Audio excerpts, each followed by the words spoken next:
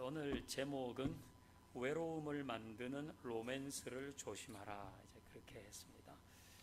이제 제가 사랑이라고 좀 포괄적으로 쓰지 않고 로맨스라고 한 거는 그야말로 이게 남녀 간의 사랑을 이제 지칭하려고 하기 때문이죠.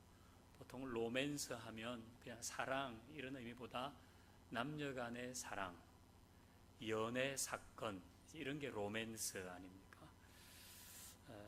그래서 외로움이 만드는 그 로맨스를 조심하자, 이제 그런 의미죠. 1번, 로맨스에 집착하는 사람들. 그러니까 모두가 다 이 사랑에 빠지고 싶어 합니다. 초딩들도 사귀입니다. 초딩들도 남자 여자애들이 서로 사귄다고 말합니다. 중고딩들은 말할 것도 없습니다. 중고딩들은 그게 그렇게 특별한 일이 아닙니다. 미혼자들 역시 여친 없이는 못 산다, 남친 없이는 못 산다, 이런 얘기들을 합니다. 어떤 면에서 굉장히 강박적으로 사랑의 대상을 찾는 겁니다. 좀 남자친구 없을 수도 있고 여친이 없을 수도 있는데 꼭 있어야 되는 것처럼, 그거 없으면 무슨 일 나는 것처럼 그렇게 이 초딩, 중고딩 할 것 없이 그렇게 하고 대학을 들어가면 반드시 사귀어야 된다고 생각합니다. 대학을 들어가면 반드시 남자를 사귀어야 된다. 근데 이 또 사귀는 거는 우리 시절에 사귀는 거하고는 또 좀 개념이 달라요. 그건 우리는 사귀면 완전 사귀는 건데 요즘은 사귀는 거는 그냥 같이 좀 지낸다고 해야 되나? 어쨌든 남자와 여자 친구가 이제 있어야 된다고 생각하는 거예요. 내가 누군가와 사랑하고 있지 않으면 마치 투명 인간이 된 기분입니다. 그래서 짝이 없으면 스스로 불완전하다고 이제 느끼는 겁니다. 사람들이 로맨스, 남녀노소를 막론하고 남녀 간의 이 사랑, 그게 집착하고 있다는 겁니다. 근데 여러분, 이제 자녀들이 누구를 사랑한다, 누구를 사귄다고 할 때 부모의 입장에서는 그 자녀의 판단이 아직 좀 어리다 이렇게 생각될 때가 있잖아요. 야, 네가 아직 뭘 잘 모르는 거야. 그래서 이런저런 얘기로 이제 자녀를 설득할 때가 있잖아요. 여러분, 그럴 때 그런 자녀를 좀 설득하는 좋은 방법이 있는데요. 여러분에게 가르쳐 드리겠습니다. 자, 오늘 우리 유인물 아닙니까? 요거 아주 좀 작게 돌돌 한 말아 보세요. 아주 작게. 돌돌돌돌. 가능하면 좀 작게. 아주 작은 원이 나오게. 그런다 꾸기지는 마시고. 자, 아주 작게 말아가지고 한 이 정도 되면 될까요? 이 정도 되면 될까요? 작게 말아야 됩니다. 작게. 옆에 누구 앉아 계세요? 옆에 누구 앉아 계시죠? 그러면 요거 말한 거 가지고, 자, 이렇게 보시는데 멀리 보지 말고 옆에 있는 사람 얼굴을 딱 보는 거예요. 옆에 있는 사람. 바로 옆에, 멀리 보지 말고 바로 옆에 있는 사람 얼굴을 보세요. 바로 멀리 보는 거는 의미가 없고 바로 옆에 있는 사람 얼굴을 보세요. 가능하면 가까이 보세요. 가까이 있는 사람 얼굴을 보세요. 자, 이병헌 집사님, 뭐가 보입니까? 보이는 대로 말씀하세요. 코가 보입니까? 눈이 보입니까? 뭐가 보입니까? 눈이 보입니다. 그러니까 이렇게 해서 가까이 있는 사람 얼굴을 보면 뭐 눈이 보이든지 코가 보이든지 귀가 보이든지 뭐 뺨이 보이든지 이 정도만 보이는 겁니다.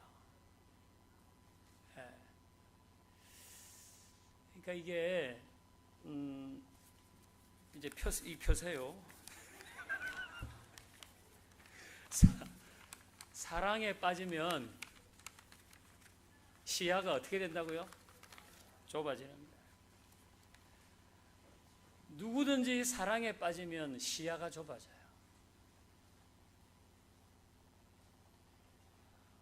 나이가 어리면 더 좁아져요.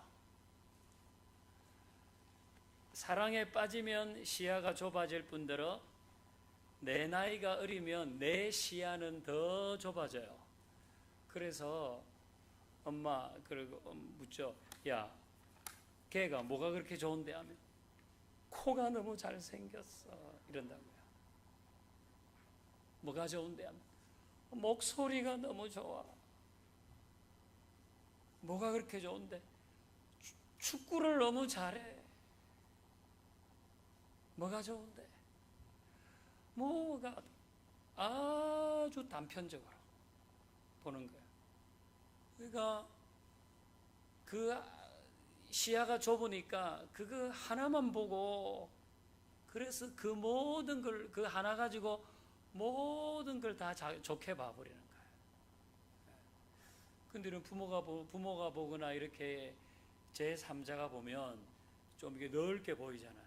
넓게 보이니까 그건 아닌데 그런 마음 들잖아요.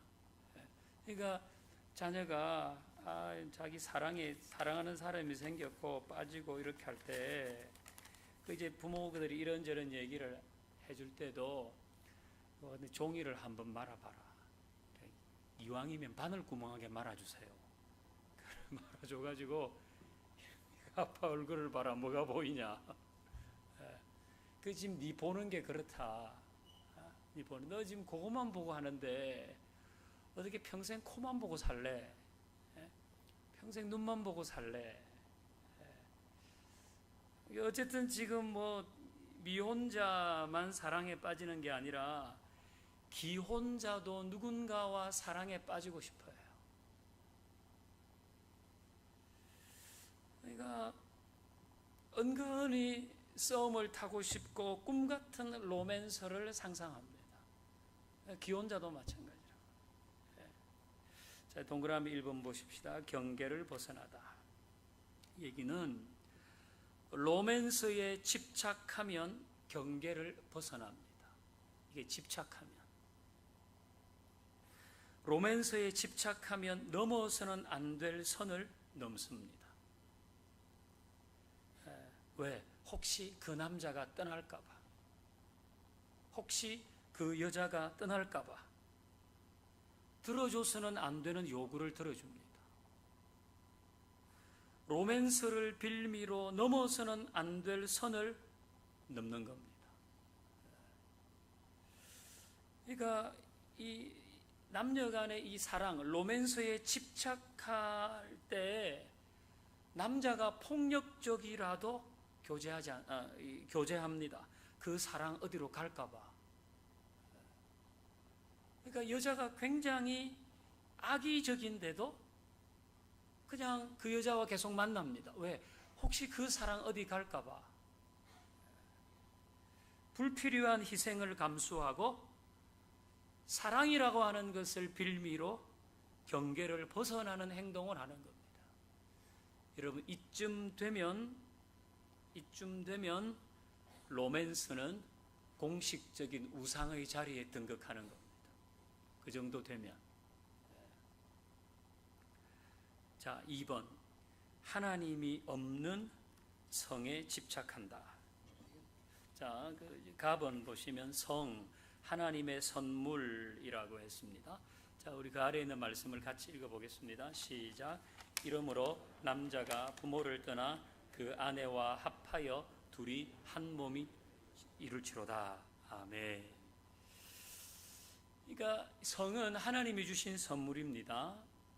여기 보면 남자가 부모를 떠나 그 아내와 합하여 둘이 한 몸이 될지라 그랬잖아요. 이 한 몸이라고 하는 것의 이 원어적인 의미는 배우자와 친밀히 결합하다는 겁니다. 배우자와 친밀하게 연결되다 이런 겁니다. 그러니까 이것은 배우자와 초자연적인 유대감을 갖는다. 그러니까 성이라고 하는 것은 하나님의 선물인데 배우자와 매우 친밀한 유대감을 갖게 해주고 배우자와 초자연적인 유대감을 갖게 해준다. 그게 한 몸을 이룬다는 거예요. 하나님께서 그렇게 하라고 주신 선물이에요. 성은 하나님이 주신 아름다운 선물이고 성은 즐거움인 거예요. 이게 하나님이 주신 선물이기 때문에 배우자와 함께 나누라고 주신 선물이란 말이에요. 아마 이런 경험이 있을지 모릅니다. 내가 우리 애한테 아주 비싼 게임기를 사줬다고 하시고 내가 좀 약간 부담스럽지만 애가 너무 좋아할 것 같아가지고 게임기를 하나 사줬어요. 집에 가가지고 이제 애한테 그걸 다 건네주니까 얘가 너무 좋아하는 거예요. 활짝 웃고 막 그냥 벌쩍벌쩍 뛰면서 아빠한테 감사하다고 뭐 뽀뽀하고 막 이렇게 해주는 거예요. 아버지 입장에서는 야, 내가 조금 비싸게 줬지만 그래도 잘 샀네. 내가 좋은 선물을 해줬네. 이제 이렇게 생각이 듭니다. 조금 있다가 이제 방으로 들어가요. 그리고 그 게임기 설치하고 그 게임 한다고 정신이 없어요. 그래서 아빠가 그래도 또 어떤가 싶어가지고 싹 들어가서 어때? 재미있어? 괜찮아? 이러니까 단답형으로 좋아. 이러고 계속 자기를 하는 거야. 밥 먹을 시간이 돼가지고 얘 밥 먹자. 밥 안 먹는데요. 밥 안 먹을 때 상관하지 말라고 얘기를 하고 계속 아버지가 준 선물 거기에 빠져 있어요. 그러다가 며칠 지났는데 애가 별로 기분이 안 좋아요. 알고 보니까 자기 친구는 그거보다 더 최신판을 아버지가 사줬다는 거예요. 그래서 이상하게 선물을 해주기 전보다 아들과 더 멀어진 느낌이에요. 뭐 물으면 아주 짧게 대답합니다. 뭐 그래, 이렇게만 해버리는 거예요. 그리고 왜 이런 일이 벌어진 겁니까? 그건 아들이 선물을 준 아버지보다 선물을 더 중요하게 생각하기 때문이에요. 선물을 준 아버지보다 선물 그 자체를 더 좋아하고 그걸 더 귀하게 여기는 거예요. 마찬가지로 성은 하나님이 주신 아름다운 선물입니다. 그런데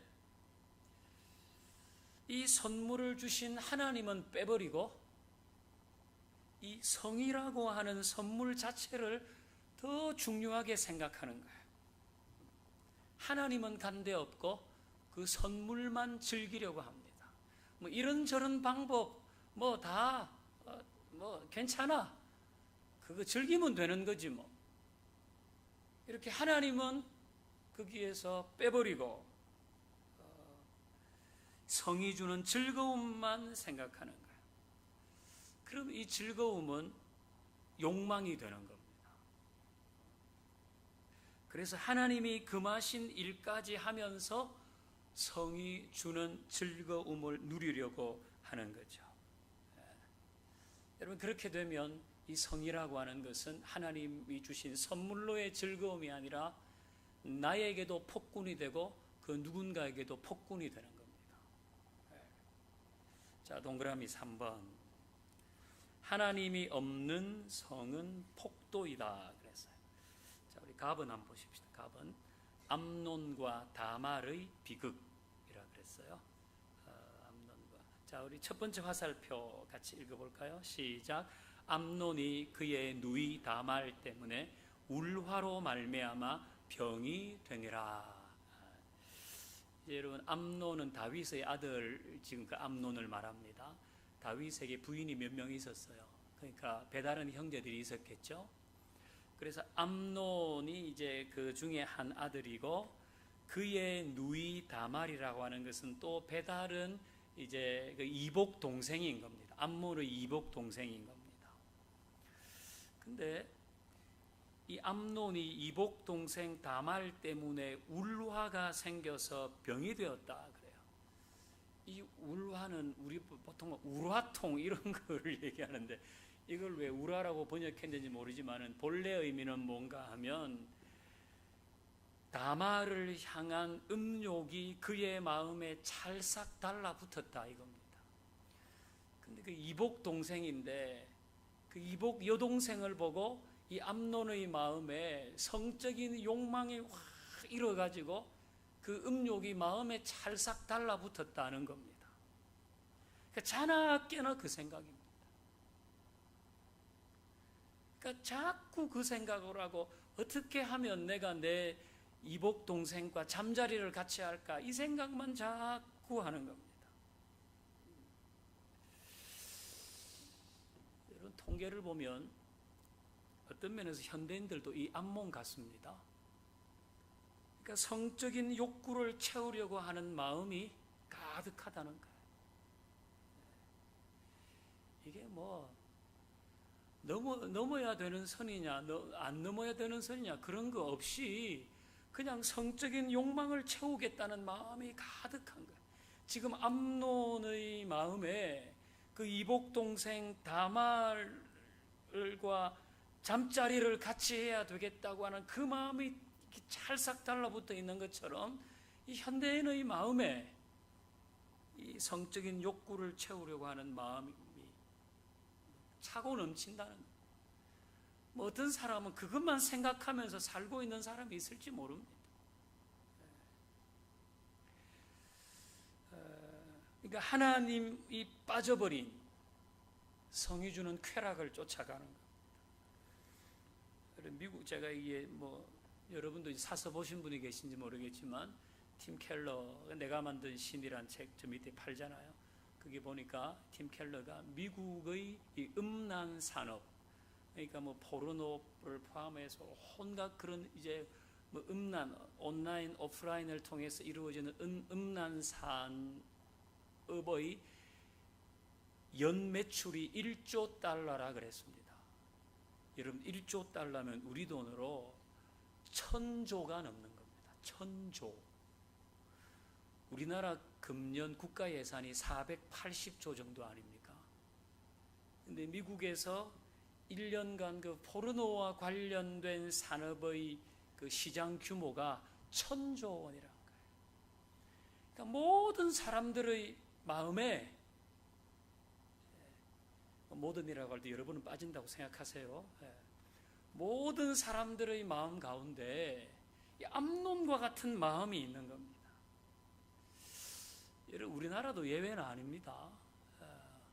우리나라가 동남아에서는 그 유명한 그런 관광하는 나라 아닙니까?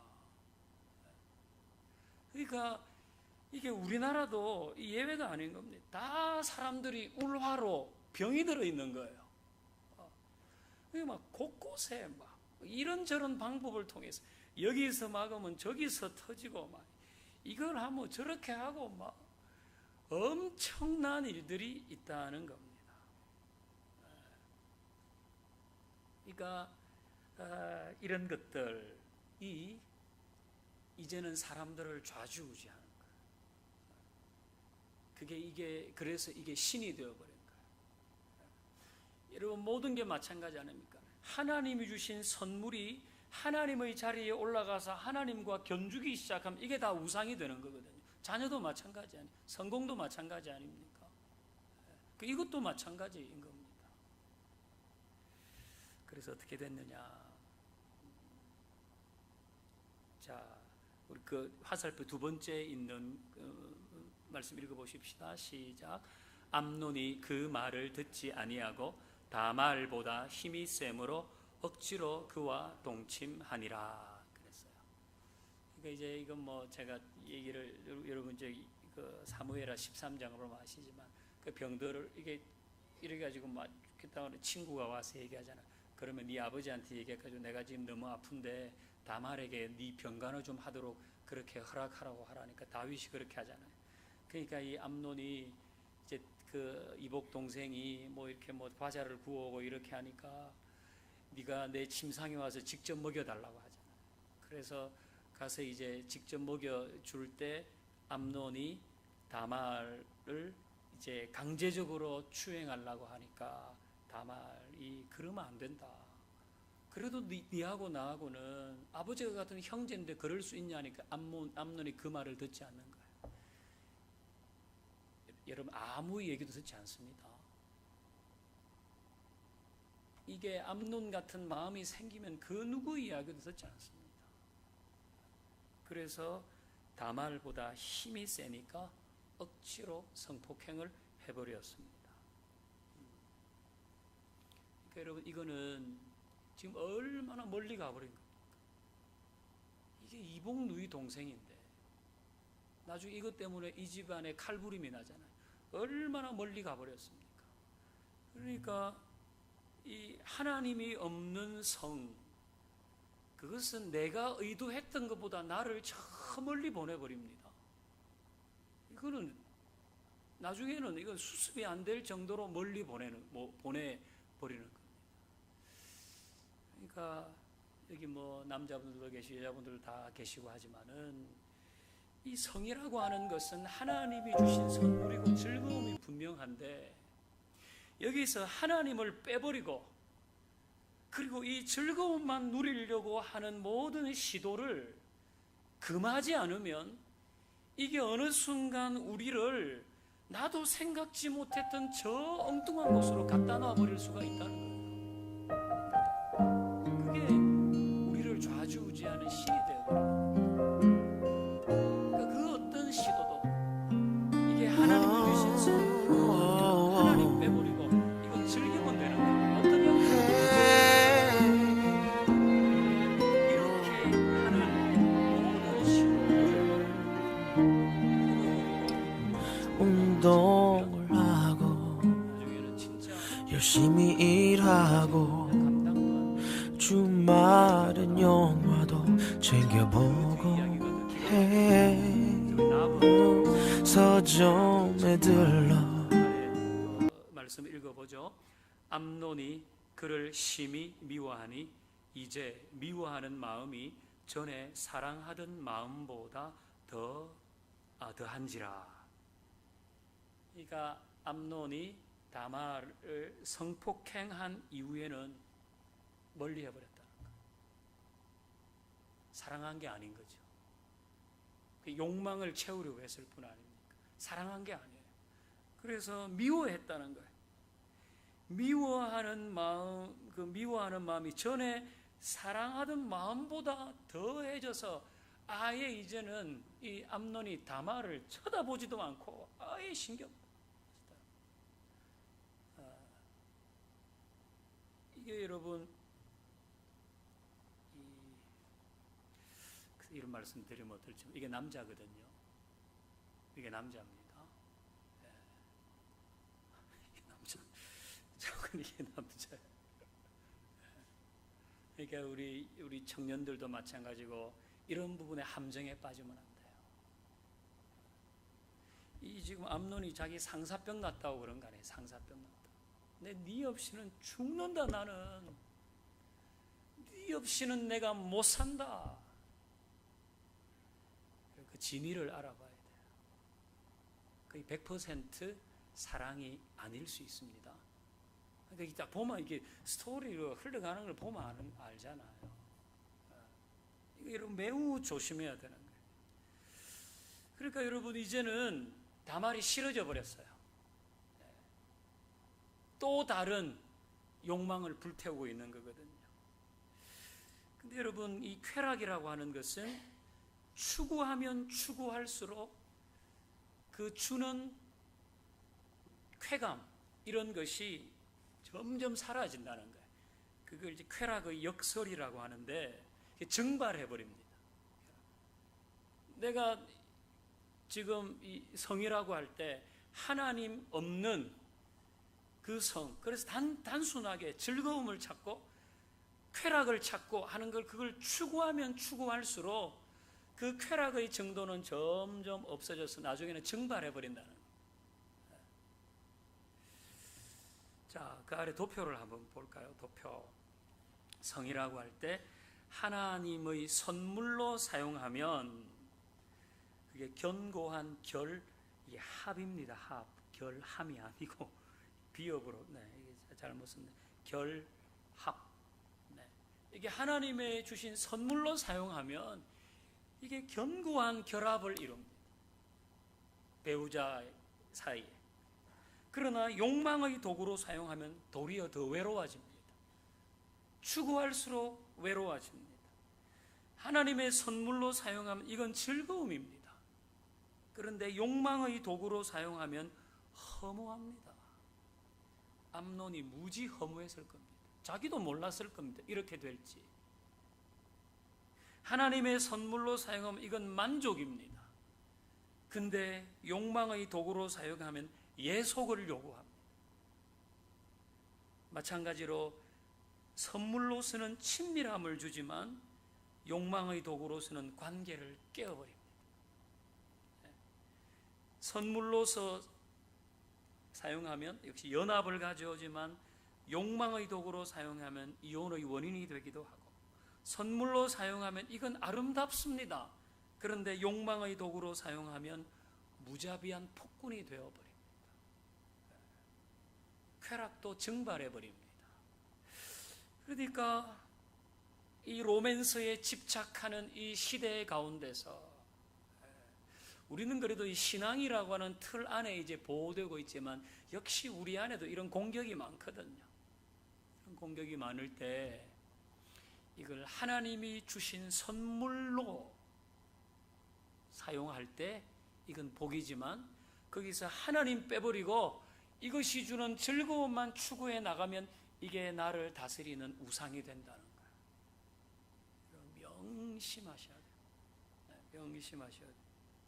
자, 그 다음에 2번 보겠습니다. 순수한 사랑인가, 사랑에 대한 집착인가. 또 이런 얘기에 빼놓을 수 없는 사람이 야곱이거든요. 야곱. 자, 외로운 야곱. 콤마를 하면 더 좋겠습니다. 외로운 야곱, 콤마하고 라헬을 만나다.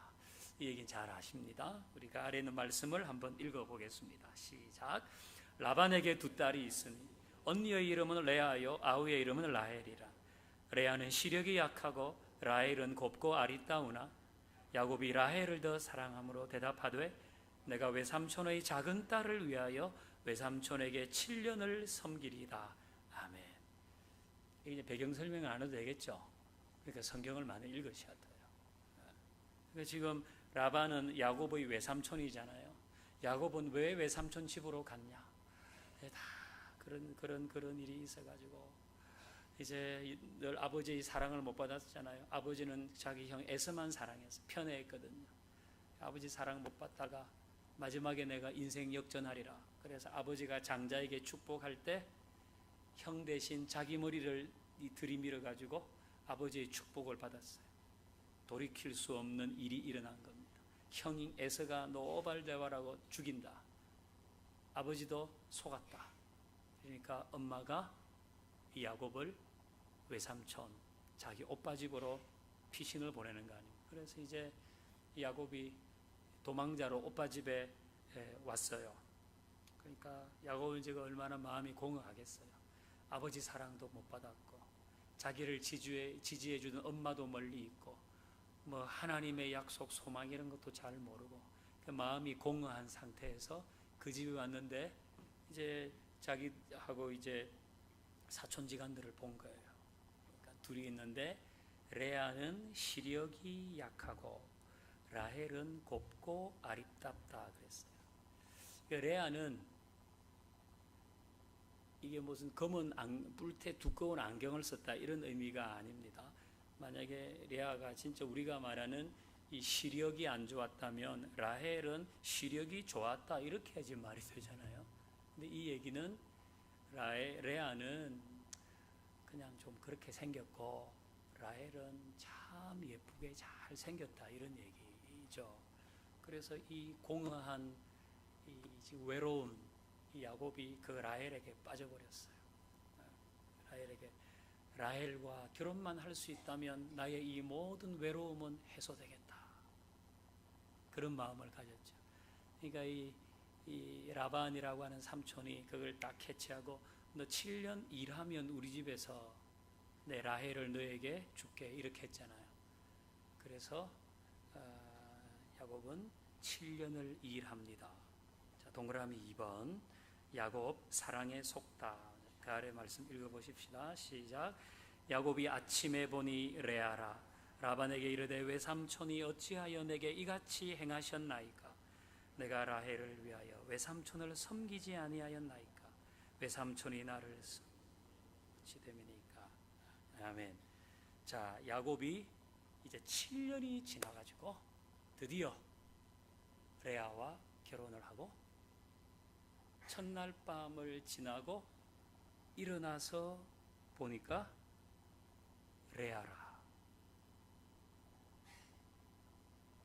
아침에 일어나 보니까 레아라. 남의 얘기라고 별로 신경 안 쓰시네요. 이게 여러분 정말 황당한 일이 일어난 거 아닙니까? 근데 7년을 7일같이 여겼다고 그랬거든요. 그거 하나 제 여자만 내가 얻으면 돼 이렇게 했는데, 여러분이 이날 아침에 눈을 뜬 야곱이라면 어떻게 반응하겠어요? 김태진 씨, 이런 좀 구체적으로 예를 들면 안 돼. 홍다혜랑 결혼했는데 그 다음날 박다혜가 있었다 이거. 이거 뭐 진짜 으아 이러지 않겠어요 이거?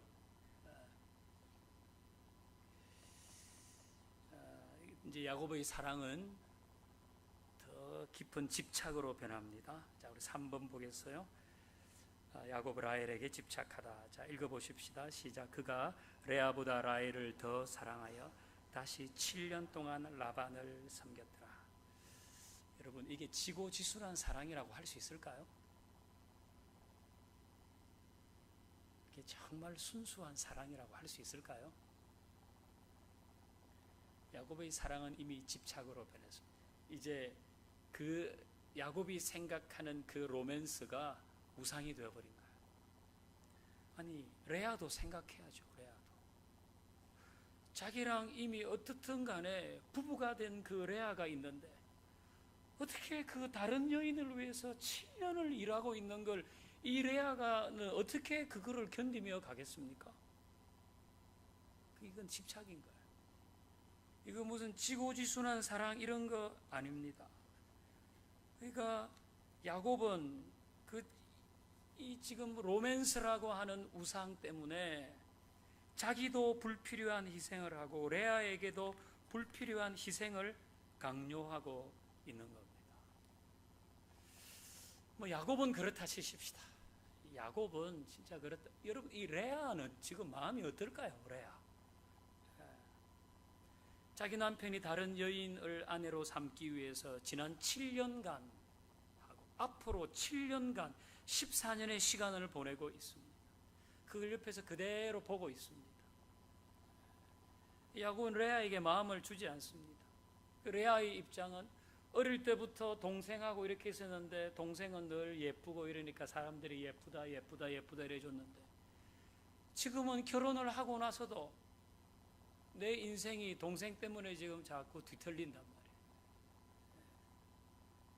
이제는 내 결혼 생활까지 어떻게 되었던 내 남편 야곱인데 이제 내 남편까지 뺏으려고 하네, 뭐 이런 마음 있지 않았겠습니까?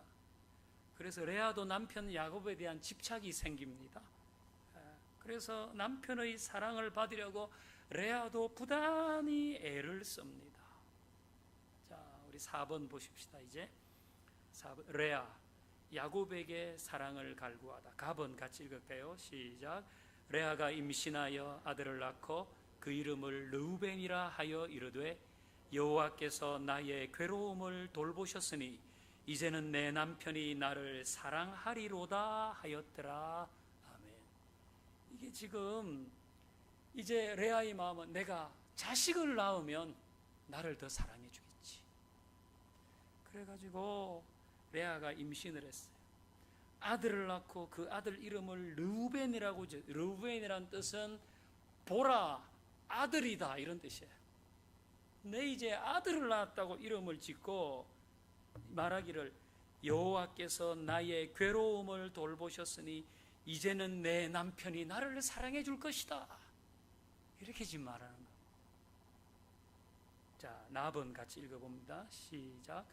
그가 다시 임신하여 아들을 낳고 이르되 여호와께서 내가 사랑받지 못함을 들으셨으므로 내게 이 아들도 주셨도다 하고 그의 이름을 시므온이라 하였으니. 아멘. 이 시므온은 간구를 들으시다, 이런 뜻이거든요. 그러니까 아들을 낳으면 야곱이 자기의 사랑을 받아주고 할 줄 알았는데 그래도 무관심하니까 두 번째 아들을 낳고 얘기해. 내가 사랑받지 못함을 하나님이 들으셔서 또 아들을 주셨다. 내 간구를 들어주셨다. 그렇게 했어요. 야곱의 마음이 돌이켜졌을까요? 답은 보겠습니다. 답은 시작. 그가 또 임신하여 아들을 낳고 이르되 내가 그에게 새 아들을 낳았으니 내 남편이 이제부터 나와 연합하리이다 하고 그의 이름을 레위라 하였으나. 이 레위는 연합이라는 뜻입니다. 레아는 아들을 하나씩 낳을 때마다 이제 남편이 자기를 사랑해 줄 것이라고 생각합니다. 그러나 아들을 낳을 때마다 실망합니다.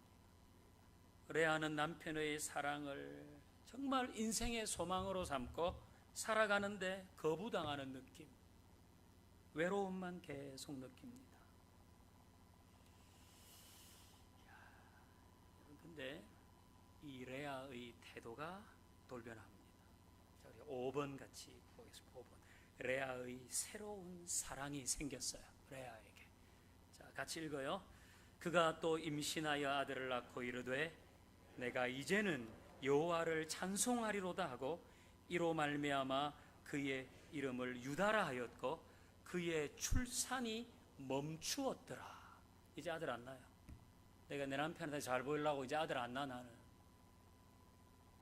네 번째 아들을 낳고는 이제는 내 남편이 나를 사랑해 주겠지, 이렇게 하지 않고 내가 이제는 여호와를 찬송하리로다, 이렇게 하고 그 이름을 유다라고 지었어요. 이 유다가 찬송이라는 뜻이잖아요. 유다가 내 이제는 여호와를 찬송하리로다고. 아들 이제 안 낳아. 내 이제 내 남편 사랑 그거 갈구하지 않을 거야. 그러니까 이거는 이 레아의 마음의 보좌에서 야곱을 끌어내린 겁니다. 거기에 하나님을 모셔드린 거죠. 하나님을 모셔드린 거예요. 이제는 야곱이 아니라 하나님께 내가 소망을 둔다. 내가 그 사랑 갈구해 봤지만은 그건 안 되는, 나는 이제 하나님의 사랑, 하나님께 소망을 둔다. 그러니까 유다라고 이름을 지은 이것은 레아가 야곱에게 둔 소망을 하나님께로 둔다. 내 이제 하나님의 사랑, 내 하나님과 나 로맨스 하면 된다. 그렇게 하는 이 기념비적인 사건인 겁니다. 그러니까 이제 하나님 안에서 자기를 찾고 하나님의 사랑을 누리며 있겠다, 그런 마음의 작정을 한 겁니다. 그러니까 여러분, 이 지금 레아는 이 남편의 사랑에 대한 그리움이 가득했는데 궁극적으로 그 남편의 사랑에 대한 그리움, 그것이 하나님에 대한 그리움이란 걸 비로소 알게 되는 거예요. 내가 그거 내 남편의 사랑이 없다고 그렇게 내가 생각했는데 그걸 지금에서야 생각해 보니까 그게 하나님에 대한 사랑, 하나님에 대한 그리움이었다는 걸 깨닫는 순간 아닙니까? 그러니까 내가 이제는 여호와를 찬송하리로다, 이렇게 지금 고백하는 거거든요. 여러분, 야곱의 이 집착은 어쨌든 계속 돼 나가잖아요. 그래서 야곱에게는 부인이 몇 명이었다고요? 4명이었잖아요. 레아와 라헬과 빌하와 실바라고 하는 뭐 각각 여인의 몸종들도 여기 있는 거예요. 그러니까 여러분, 여기가 얼마나 집안이 힘들겠어요. 아들 12에 딸이 하나 있잖아요. 그게 다 이복 형제간에 이렇게 싸우고, 나중에 이 집에서 살인도 일어나잖아요. 그러니까 르우벤이 다나라고 하는 이복 동생도 또 그렇게 해버리죠. 그러니까 이게 지금 집안이 이 사랑의 그 사랑이라고 하면 안 돼. 사랑. 그러니까 이 로맨스나 아니면 이 집착에 가까운 이런 것이 결국은 집을 엉망으로 만든다. 근데 레아는 이걸 끊어버리잖아요. 그러니까 여러분, 이 지금 이거를 내가 하나님의 사랑에서 내가 진짜 원하는 그 사랑이 채워줄 수 있다는 얘기를 지금 하는 거지, 앞으로 남편 사랑 안 받아도 돼, 나는 우리 부인 사랑 안 받아도 돼, 여러분, 그런 의미는 아닌 겁니다. 우리가 뭐 그 사랑뿐 아니라, 그러니까 내가 그냥 생각하는 뭔가 좀 허전하고 나도 뭐 이렇게 로맨스 이런 것의 궁극적인 거는 하나님에 대한 그리움이 우리에게 있는 거지, 실제로 그 사랑이 필요한 게 아니다라는 걸 말하는 거죠. 자, 이제 마지막 보겠습니다. 외로움은 그리움이다. 자, 이거 부쩍 현대인들이 외로움을 많이 탑니다. 부쩍 많이 탑니다. 그 아래 한번 제가 읽어볼게요. 난 대답한다. 난 너무 외롭다. 내가 존재하는 이유는 뭘까? 사랑이 뭘까? 난 그게 참 궁금해. 사랑하면서 난 또 외롭다. 사는 게 뭘까? 왜 이렇게 외롭니? 또다시 사랑에 아프고 싶다. 이게 이제 가수 김조한 씨가 부른 사랑에 빠지고 싶다라는 노래의 마지막 부분 아닙니까? 이 노래 아시죠? 운동을 하고 열심히 일하고 영화도 본다, 서점에 가서 책도 읽는다. 그런데 왜 이렇게 외롭니? 이런 노래 있잖아요. 그 마지막, 나는 대답한, 나 너무 외롭다. 내가 존재하는 이유는 뭘까? 사랑이 뭘까? 난 그게 참 궁금하다. 그래서 사랑을 했는데 사랑하면서 나는 또 외롭다. 사는 게 뭔가? 왜 이렇게 외롭니? 그래서 또다시 사랑에 아프고 싶다. 그러니까 이 외로움이 자꾸 로맨스를 그리워하게 한다는 거예요. 경계선을 넘든지 안 넘든지 그거 뭐 중요하지 않고, 이 외로움이 자꾸 로맨스를 집착하게 한다는 거. 여러분, 이게 노래지만은 저는 이 노래에 현대인들의 숨겨진 마음이 있다고 생각합니다. 여러분, 이 노래 아시죠? 그러니까 자기가 뭐 운동도 하고 주말엔 영화도 보고 서점에 가서 책도 보면서 새로운 정보도 얻고 하는데, 이 정도 인생은 괜찮아. 그리고 뭐죠? 이런 인생 정말 괜찮아 보여. 자, 그런데 외롭다는 거예요. 이 정도면 괜찮은데, 이 정도면 괜찮은데. 자, 우리 이제 동그라미 부분 보십시다. 외로울 때는 대화 상대를 잘 선택하라. 너나 없이 다 외롭거든요. 외로울 때는 대화 상대를 잘 선택해야 된다. 누구랑 대화해야 되느냐? 외로울 때는 여러분, 가급적 인터넷과 대화하시면 안 됩니다. 내가 진짜 외롭다. 난 왜 이렇게 외롭니? 이렇게 할 때는 슬픈 음악과도 대화하지 말고, 쇼핑몰과도 대화하지 말고, 음란물과도 대화하지 말아야 합니다. 물론 뭐 술 이런 거 하고도 대화하지 말아야 합니다. 익명의 남자, 익명의 여자와 대화하지 말아야 합니다. 외로울 때. 여러분 그 가을 편지라는 노래 있잖아요. 가을엔 편지를 하겠어요.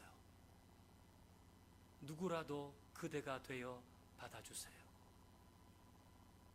누구라도 그대가 되어달라고 하지 마세요. 누구라도 그대가 되어달라고 하지 마세요. 여러분 그 가을 편지라는 노래의 뒷부분, 외로운 여자가 아름다워요. 모르는 여자가 아름다워요. 헤매이는 여자가 아름다워요. 이게 가사예요. 우리 남자 여러분, 외로운 여자를 아름답게 보지 마세요. 그냥 혼자 고독을 즐기게 놔두세요. 집에 계신 여자분이 외롭지 않은지나 확인하세요.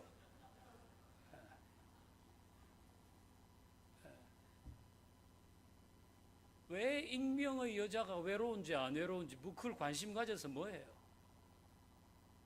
모르는 여자, 헤매는 여자도 아름답게 보지 마세요. 알고도 하지 말고 왜 헤매는지 물어도 보지 마세요. 집에 계신 분 헤매지 않도록 하시면 돼요. 그 여자분들도 괜히 그 남자가 고독을 씹든지 삼키든지 뒤집어 쓰든지 상관하지 마세요. 집에 계신 남자분 외롭지 않게 잘 챙겨주세요. 그렇지 않으면 집에 계신 남자분이 외로운 여자가 아름다워 이러고 다닐지 모릅니다. 그러니까 여러분 이 현대인에게 있는 이 외로움이라고 하는 것은 그냥 나 참 외로운데 그러면 진짜 올바른 대화 상대와 함께 그 외로움을 나눠야 되는데 엉뚱한 대화 상대와 함께 외로움을 나누려고 하는 거예요. 그럼 그게 다 왜곡된 사랑이며 왜곡된 로맨스거든요. 그게 다 하나님을 빼버린 거예요. 빼버린 거. 그럼 거기에는 반드시 문제가 생기고 거기에는 반드시 우리를 얽어매는, 우리를 좌지우지하려고 하는 게 생긴단 말이에요. 자, 이제 마지막 보겠습니다. 3번 들어보신 얘기죠. 고독이란 하나님께 대한 향수이다. 이건 도르테 죘레라고 하는 독일 신학자가 얘기한 거였습니다. 고독은 뭔가? 하나님에 대한 향수란 거예요. 궁극적으로. 모든 인간에게 있는 외로움은 뭔가? 그건 하나님에 대한 그리움이란 거예요. 근본적으로. 이게 레아의 이야기의 고백 아닙니까? 자기가 그렇게 남편의 사랑을 갈구하고 이제 이 아들을 낳으면 두 번째 아들 낳으면 세 번째 아들 낳으면 되겠지. 그래서 이 내 마음의 이 공허함과 채우려고 하는 사랑, 이 그리움은 궁극적으로 하나님이 채워주실 수 있는 거구나. 그렇게 지금 말하는 거 아닙니까?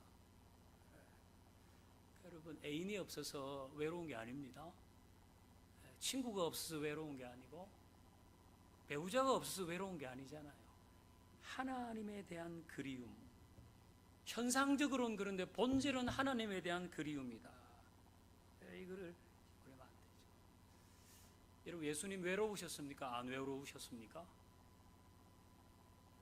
예수님도 무지하게 외로울 때가 있었거든요. 그게 어디입니까? 네, 겟세마네 동산이죠. 예수님이 무지하게 그날 밤에 외로우셨습니다. 내 마음이 매우 고민하여 죽게 되었다. 그래서 예수님이 그게 혼자 너무 힘드니까 제자들 데려갔잖아요. 근데 제자들은 다 자고 예수님은 혼자였습니다. 제자들은 예수님의 그 외로움을 해결해 줄 대화 상대가 안 된 거죠. 바로 그때 그 외로움과 두려움의 절정에 이르렀을 때 예수님의 대화 상대는 누구였습니까? 하나님이셨습니다. 그래서 기도하잖아요. 아버지여, 이 잔을 내게서 옮겨 주시옵소서. 그러나 나의 뜻대로 마시고 아버지의 뜻대로 하시옵소서. 예수님은 그 외로움 가운데 하나님과 대화하셨거든요. 땅에 엎드려서 기도하기를 3번 하셨습니다. 예수님은 그 고독하고 두려운 시간을 이기고 베드로에게 자 가자 이렇게 하고 사명을 감당하러 가셨잖아요. 그러니까 여러분, 우리에게 있는 이 외로움은 엉뚱한 사랑을 향하게 하는 계기가 될 수 있거든요. 그러니까 그런 외로움이 있을 때에, 외로울 때는 하나님과 대화해야 되겠구나. 꼭 그렇게 해야 됩니까? 저에게 물으시면 꼭 그렇게 해야 된다고 말씀드리겠습니다. 꼭 그렇게 해야 됩니다. 꼭. 네. 하나님을 찾으셔야 돼요. 네. 자, 이제 뭐 마치려고 그러는데요. 여러분, 우리에게는 다 사랑 필요하잖아요. 다 낭만적인 사랑을, 그런 로맨스를 꿈꿉니다. 우리가 필요한 사랑은 사람들이 말하는 그런 사랑이 아니라 하나님을 향한 사랑이라는 것을 우리 꼭 기억해야 되겠죠. 오늘 제가 여러분과 함께 나누었던 이 이야기들을 좀 잘 떠올리시기를 바라고, 이 사랑은 궁극적으로 하나님으로부터 채우고 하나님과 함께하는 로맨스, 하나님과 함께하는 성, 이런 것이 진정한 즐거움과 만족과 기쁨을 우리에게 주는 거야.